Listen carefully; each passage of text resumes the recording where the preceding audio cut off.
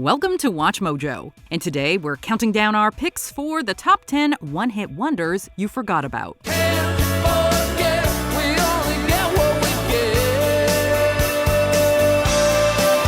For this list, we're looking at artists with a single hit that overshadows the rest of their discography.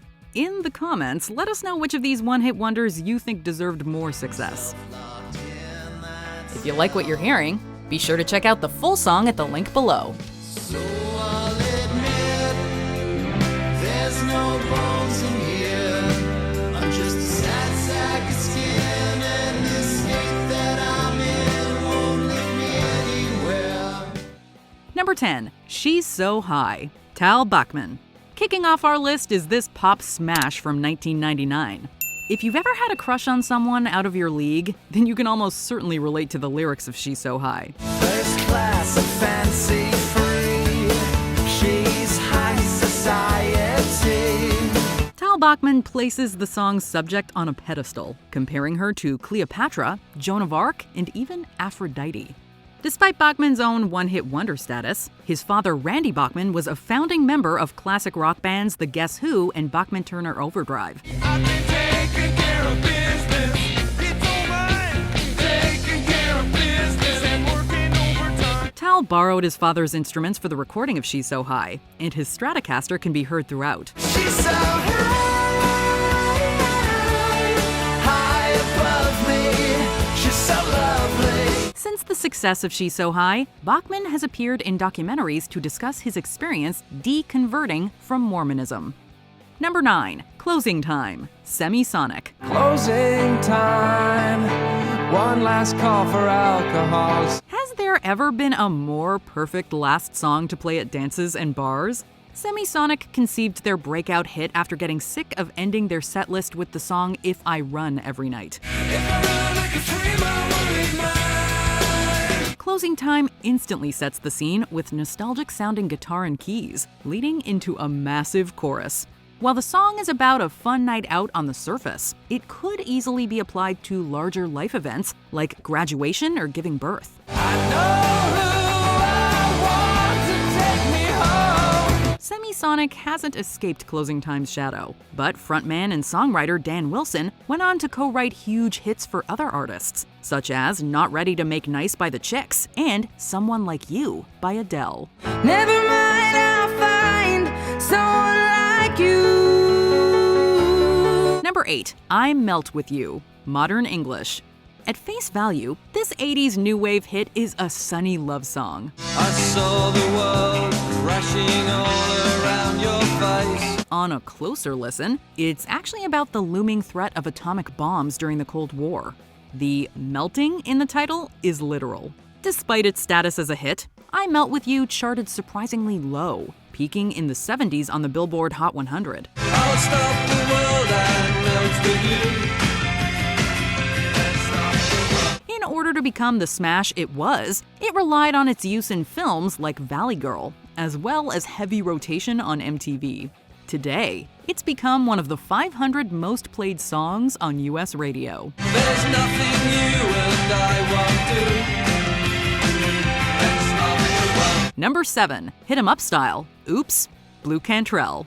Before Carrie Underwood's slash tires and leather seats, Blue Cantrell was maxing out her ex's credit card. Can't believe that I caught my man cheating, so I found another way to make him pay for it all. A vindictive breakup anthem about the ultimate shopping spree, Hit 'em Up Style peaked at number 2 on the Billboard Hot 100 in the summer of 2001. While the lyrics probably aren't a good idea to reenact in real life, they are perfectly fine as a harmless revenge fantasy. Put your hands on his cash and spend until the last time for all the hard times. Cantrell sings her heart out on the track, and it's a marvel she never had further success in America.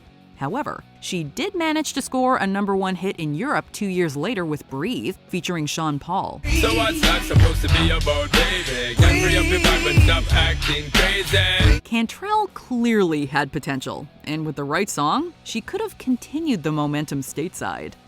Number 6. You Get What You Give, New Radicals. With cosigns from Joni Mitchell and Bono, New Radicals had so much more to say. If they hadn't split before their second single was released, they undoubtedly would have grown more successful. You got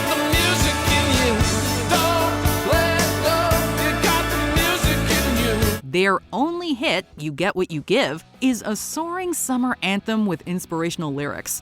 It even has a rap verse, with the first half listing political issues and the second half dissing celebrities like Courtney Love and Marilyn Manson. Fashion shoots with Becky Hansen, Courtney Love and Marilyn Manson. You're all bitch, run to your mansions. Lead singer Greg Alexander wanted to see which lines the media would discuss, and his superstitions were confirmed when they tried to fuel potential feuds.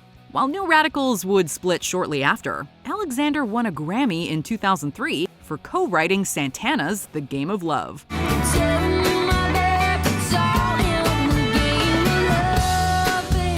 Number 5. Somebody That I Used to Know, Gautier featuring Kimbra.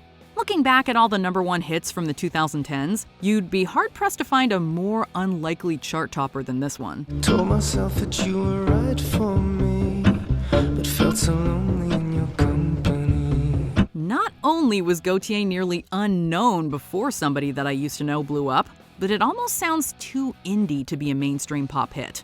While the song's structure and themes are clearly primed for top 40, it's more acoustic and organic sounding compared to the dominant EDM of the time. I don't even need your love, but you treat me like a stranger and that feels so rough. Unfortunately, the song's success was a fluke, leading some to joke that Gautier himself is, well, somebody that we used to know. Somebody that I used to know. However, he's finally teased his next album after a decade-long break. Number 4. Stay, I Missed You, Lisa Loeb. In a decade rich with female singer-songwriters, Lisa Loeb is one of the most beloved. You say I only hear what I want to. In 1994, she became the first unsigned artist to ever top the Billboard Hot 100 with Stay, I Missed You. It took off after its use in Reality Bites, a 1994 film starring Winona Ryder. Although none of Loeb's other songs have reached the heights of Stay, she has managed to stay in the spotlight ever since. I thought, hey, I can leave, oh, but now I know that I was wrong. She's acted in shows and movies, started an eyewear line based on her iconic glasses, and in 2003, she released her first children's album. Since then, Loeb has released albums for both adults and kids, and won her first Grammy in 2018 for Best Children's Album. You say stay. Number 3. Bad Day, Daniel Powter. These days, you're most likely to hear this song taunting you in the supermarket. You're faking a smile with the coffee to go. But back in 2006, Bad Day was the soundtrack to Simon Cowell crushing the dreams of contestants on American Idol. Daniel Powter's piano ballad not only reached number 1 on the Billboard Hot 100, but also the year-end chart, making it the most successful single of 2006. You had a bad day, you're taking one down. You sing a sad song just to turn it around. It's hard to imagine now, but at one point the accompanying music video was one of the most watched videos on the internet. Critics were divided on Bad Day. Some thought the lyrics were cheesy, and Powter himself even called the song, quote, garbage. And I'm not wrong. Either way, its roughly 4-minute runtime can turn your day around if you don't mind its sappiness. You had a bad day. Number 2. No Rain, Blind Melon. If you're not paying attention to the words, you might mistake this 1993 alt-rock hit for one of the happiest songs on earth. All I can say is that my life is pretty plain. Its main guitar riff bounces cheerily along, and the music video even features the tap-dancing Bee Girl. Otherwise, No Rain hides plenty of darkness in plain sight.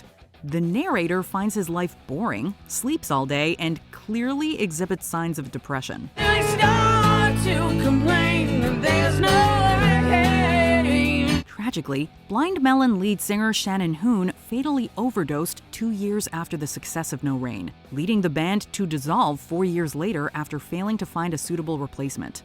In 2019, a documentary about Hoon's life premiered to critical acclaim at the Tribeca Film Festival. Music is a very therapeutic thing. It's a fix, and it helps get a lot of things out of you. It helps you bleed. Before we unveil our top pick, here are some honorable mentions. Never Leave You, Uh-Oh, Uh-Oh, Lumity. This dancehall ditty predates Rihanna's debut by 2 years. Set adrift on Memory Bliss, PM Dawn, for its memorable sample of Spandau Ballet's True.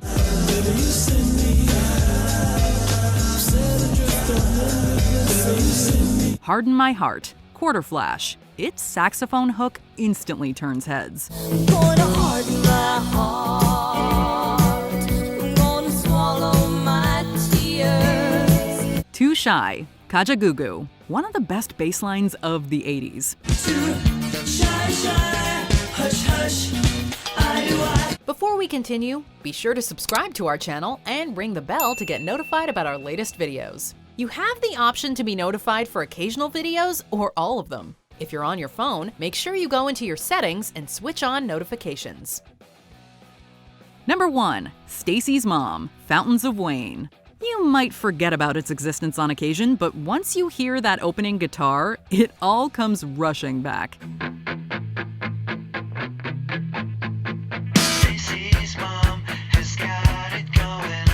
Stacy's Mom hits you with a wave of nostalgia no matter how wrong the lyrics are.